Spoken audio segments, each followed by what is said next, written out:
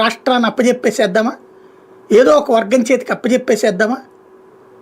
ఇది కరెక్ట్ అయినటువంటి పద్ధతి. అక్కడేమో మతపరమైనటువంటి కాన్సెప్ట్ నడుస్తుంది, ఇక్కడ కులపరమైన కాన్సెప్ట్ నడుస్తుంది. దీనికి పరిష్కారం లేకపోతే గనక ఈ నేరేటివ్ థింకింగ్ ఇంకో 100 రాయొచ్చు. ఇప్పుడు ఆయన పేరేంటి, కసిరెడ్డి అనేటటువంటి ఆయన ఏదో సినిమా షో తీశాడట, అది ఈ సొమ్ములతోనే తీశాడు.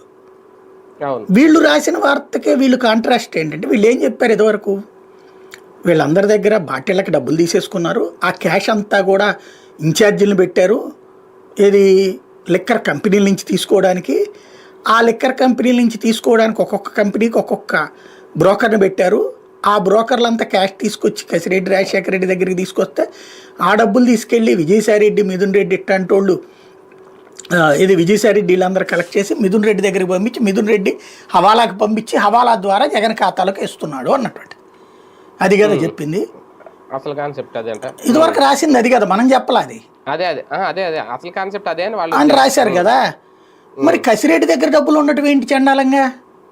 అతను కేవలం బ్రోకరే కదా, ఓ 5% 10% కమిషనే కదా అతను తీసుకునేది. అతని దగ్గర డబ్బులు ఉండడం ఏంటి, ఆ డబ్బులతో సినిమాలు షూట్ చేయడం ఏంటి, సినిమాలు తీయడం ఏంటి, వ్యాపారాలు చేసుకోవడం ఏంటి? అతను ఒరిజినల్గా బిజినెస్ మెన్, అతను ఒరిజినల్గా ఐటీకి సంబంధించినటువంటి కంపెనీ